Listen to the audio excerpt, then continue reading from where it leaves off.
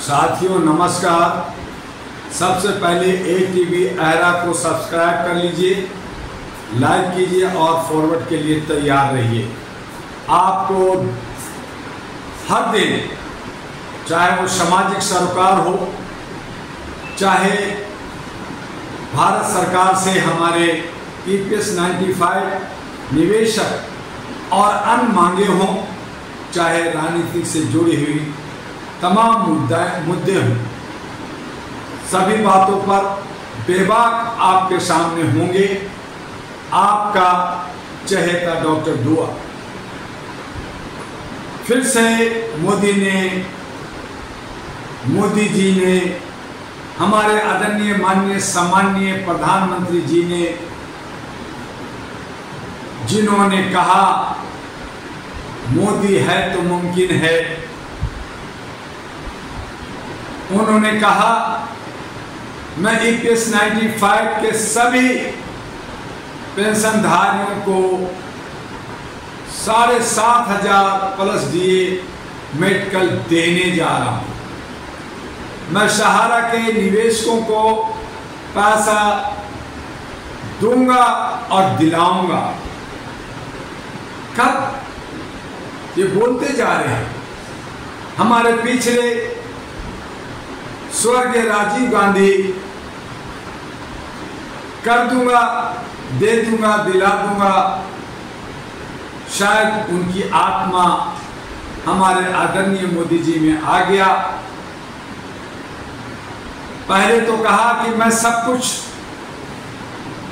जो कर रहा हूं देश के लिए कर रहा हूं, विकास कर रहा हूं, सबका साथ सबका विकास कर रहा हूं।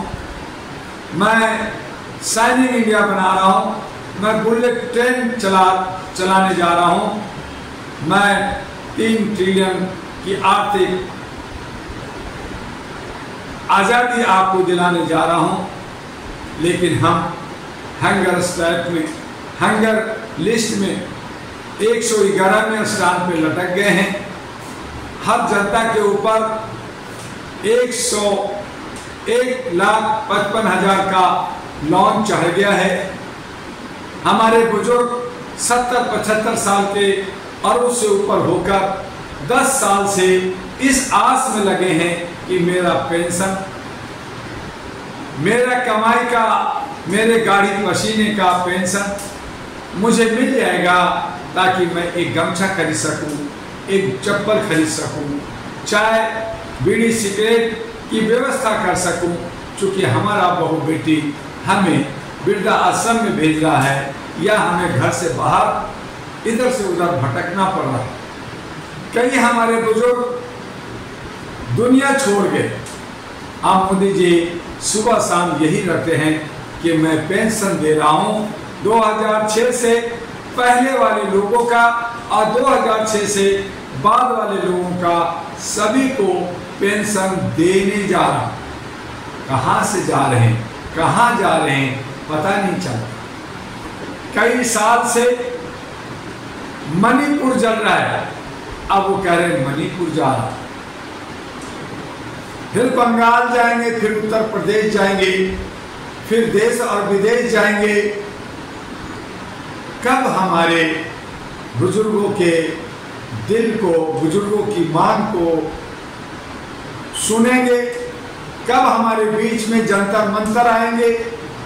कब जनता की मांगों को समझने, जानने और बूझने और उसको पूरा करने के लिए आएंगे? इसी आस में हम पिछले 10 वर्षों से भटक रहे। मैंने इन्हें झकझोरा है बहुत सारे पत्र के साथ।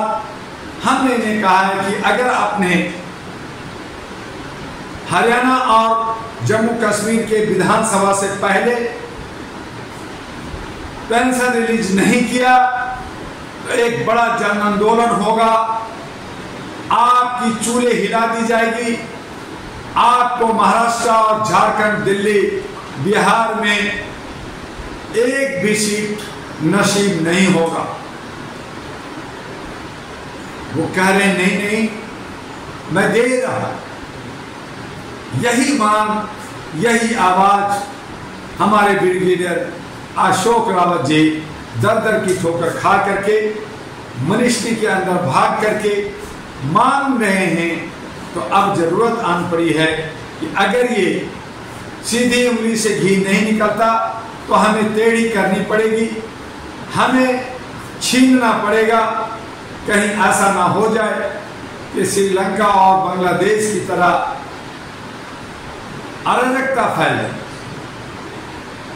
इसलिए आदरणीय माननीय सम्माननीय मोदी जी से आग्रह है, विनती है, देर न कीजिए और तमाम हमारे यूपीएस 95 के पेंशनधारियों का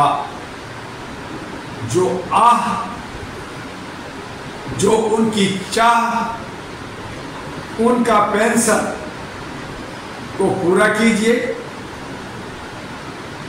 और आप हीरो बनिए।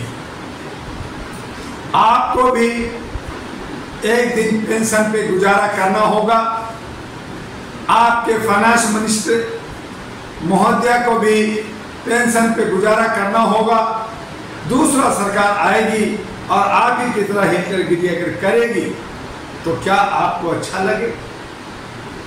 मैं चाहता हूं कि समानता के आधार पर सबका जो मौलिक अधिकार है, सबका जीने का अधिकार है, हमें बोलने की अभिव्यक्ति का अधिकार हमारे संविधान ने दिया है, हमें आज़ादी से जीने का अधिकार हमारे संविधान ने दिया है।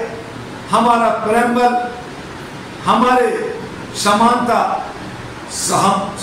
सामाजिक सौहार्दता को समझाता है, सभी धर्म और सभी को समान रूप से प्यार करना सिखाता है।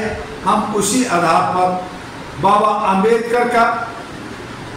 अंबेडकर तो चेला थे गौतम बुद्ध जी का, तो हम उन गुरु का जिनकी बहुत सारे प्रतिज्ञाएं, बहुत सारे उनकी जो शिक्षा और ज्ञान है उसका प्रसार हम चाहते हैं और चाहते हैं कि समानता का राज हो।